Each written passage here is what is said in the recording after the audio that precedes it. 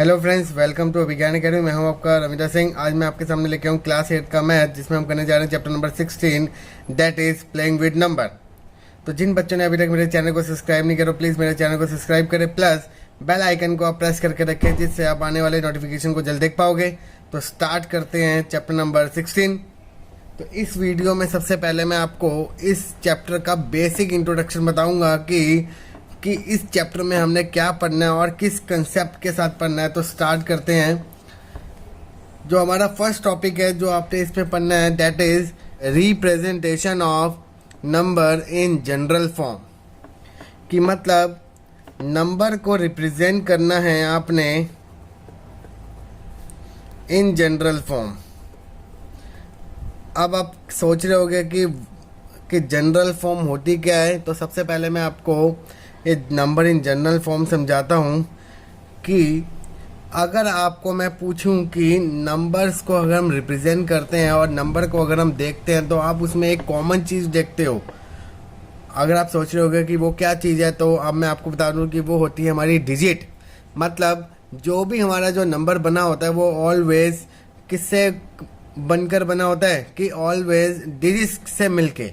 मतलब कि अगर कोई भी एक नंबर है तो उसमें डिजिट होंगे, और डिजिट कितनी होंगी, यहाँ तो जीरो होगी, 0 से लेके 9 तक, क्योंकि इसी नंबर से हम मिला के फर्दर्स और नंबर्स बना देते हैं 10, 11, 12, 13। बट मिनिमम से मिनिमम जो हमारी डिजिट होती है वो 0 से लेके 9 होती है।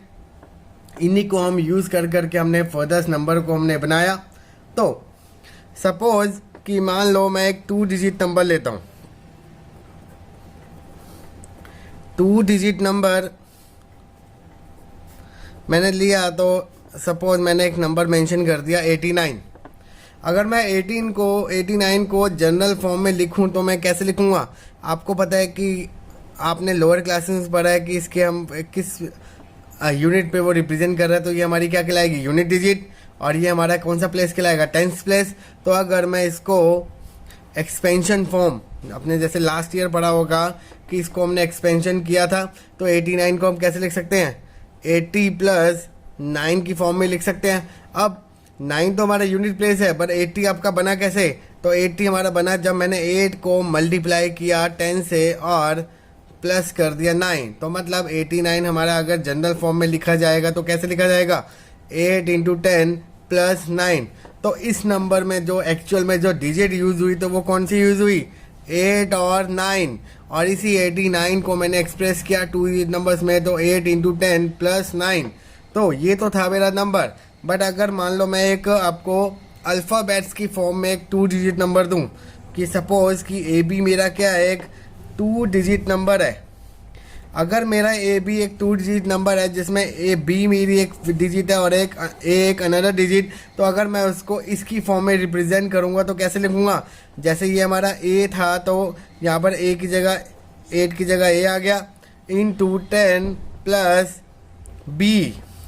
अगर मैं इसको डायरेक्ट लिख देता तो आपको समझ नहीं आता कि ये 10 आया कैसे। पर अब इस टर्म को इसके साथ रिलेट करोगे, जैसे यहाँ पर लिखा है 89 और यहाँ लिखा है ए बी, तो 8 मतलब ए और 9 मतलब बी। तो 89 को मैंने कैसे एक्सप्रेस किया कि 80 प्लस 9, दैट इज 80 को मैंने फर्दर एक्सपेंड कर दिया 8 इंटू 10 प्लस 9।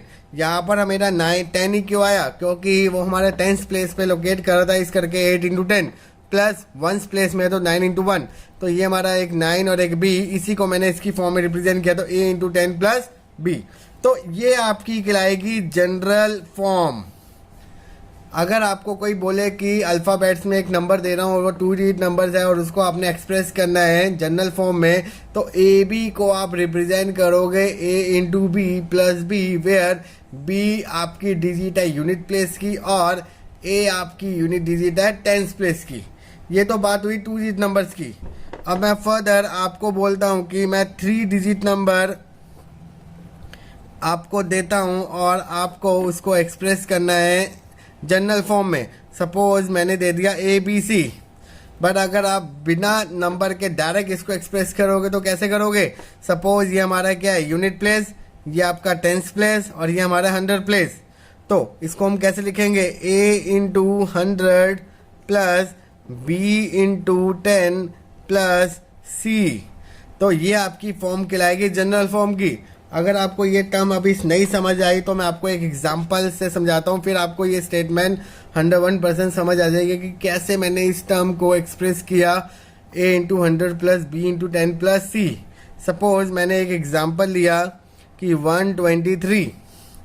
अब 123 लिया तो ये आपका क्या है, यूनिट प्लेस, ये आपका टेंस प्लेस और ये 1। अगर मैं इसको पहले एक्सपेंशन फॉर्म में लिखता हूँ तो कैसे लिखूंगा, 100 प्लस 20 प्लस 3, क्योंकि 100 प्लस 20 120, 120 प्लस 3 123। अब 100 कैसे बना, 1 इंटू 100 प्लस 20 कैसे बना, 2 इंटू 10 प्लस 3।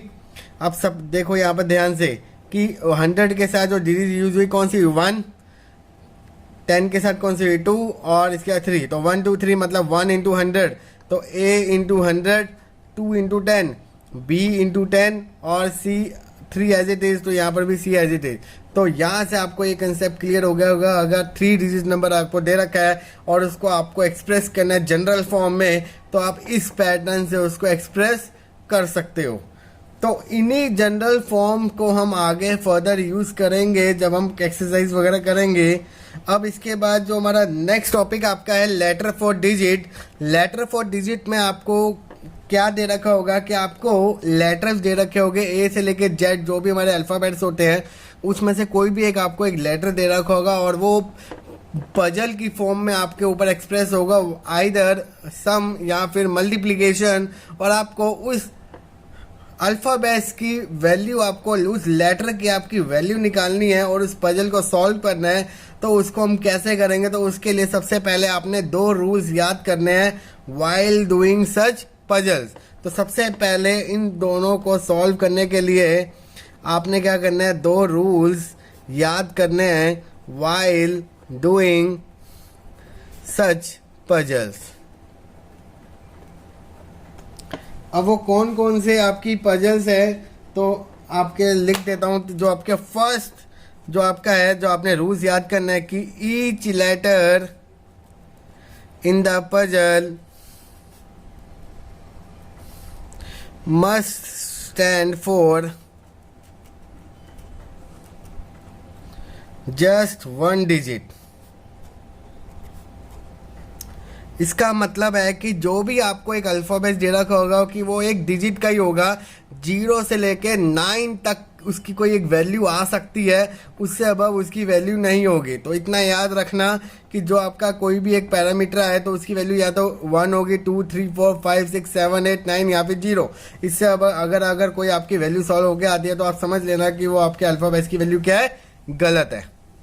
अब इसके बाद जो इसका सेकेंड इंपॉर्टेंट रूल है कि second, the digit of A number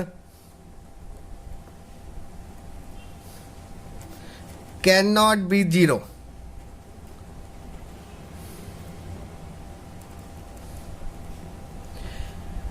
इसका मतलब है कि the digit of A number can not be 0। It means कि जो आपका स्टार्टिंग वाला नंबर होगा वो कभी भी 0 नहीं होगा। जैसे सपोज कि आपको दे रखा है कि a और 5 1। अब सॉल्व करके आपने a की वैल्यू 0 निकाल ली। अगर सपोज कि आपकी a की वैल्यू 0 आ गई तो 051 एक 3 डिजिट नंबर कहलाएगा, नहीं कहलाएगा, क्योंकि 051 को हम 51 ही कहते हैं। तो ये ऑटोमेटिकली आपका 1 डिजिट बन जाएगा, तो जिस करके ये आपका आंसर नहीं कहलाएगा। तो इतना रिमेंबर कि 051 नहीं हो सकता है, यहाँ तो 510 होगा, यहाँ तो 501 होगा या फिर 150 होगा। ऐसे आपके पैटर्न बन सकते हैं, बट रिमेंबर कि आपकी जो फर्स्ट डिजिट होगी वो कभी भी can not be 0। Always remember. तो जब भी हम लेटर फॉर डिजिट की पजल सॉल्व करेंगे, आइदर प्लस में, सम में, आइदर मल्टीप्लिकेशन में, तो आपने ये 2 रूल्स को आपने याद रखना और उस पजल्स को आपने क्या करना है, सॉल्व करना है। तो इस पजल्स को हम करेंगे आने वाले एक्सरसाइज में। अब इसके बाद जो मोस्ट इम्पॉर्टेंट जो टॉपिक है आपका वो है हमारा टेस्ट ऑफ डिविजिबिलिटी।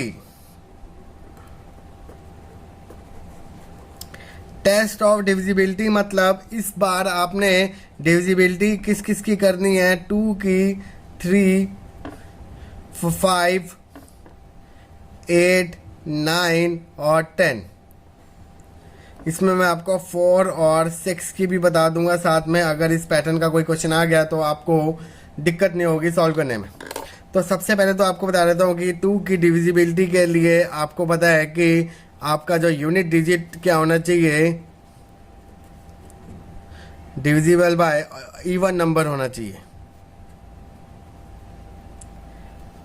3 की डिविजिबिलिटी चेक करने के लिए sum of all digit divisible by 3 होना चाहिए। जैसे फर्स्ट वन का एग्जांपल हो गया 1 2 4, तो ये आपका डिविजिबल होगा 2 से। तो और 3 के लिए मैंने क्या ले लिया 1 2 3। अगर मैं इन सब की डिजिट ऐड कर दूँ 3 + 2 5, 5 + 1 6, तो ये आपका 3 से डिविजिबल कहलाएगा। जो आपकी नेक्स्ट है 4 के लिए आपके जो 10th डिजिट वो आपकी क्या होनी चाहिए, डिविजिबल बाय 4 होनी चाहिए। 4th 5th के लिए 5 डिविजिबिलिटी के लिए आपकी यूनिट प्लेस 0 और 5 होनी चाहिए। 5th 8th के लिए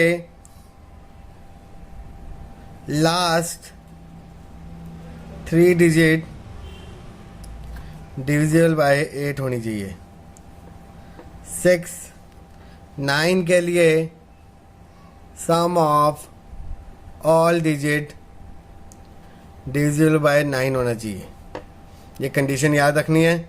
और लास्ट वन 10 यूनिट डिजिट आपकी 0 होनी चाहिए, तभी वो उससे क्या कहलाएगा, डिविजिबल कहलाएगा, अदरवाइज नहीं।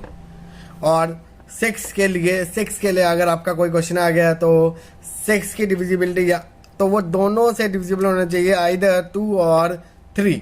अगर वो दोनों नंबर से डिविजिबल है दैट मीन्स कि वो 6 से भी डिविजिबल कहलाएगा। तो ये था इस चैप्टर का बेसिक इंट्रोडक्शन। अगर आपको ये मेरी वीडियो अच्छी लगी है तो इस वीडियो को लाइक करें और ज़्यादा से ज़्यादा शेयर करें, और मेरे साथ बने रहने के लिए मेरे चैनल को सब्सक्राइब करें, जिससे आप आने वाले अपडेटेड टाइम्स में वीडियोज़ को देख पाओगे। तो keep watching my video. Thank you.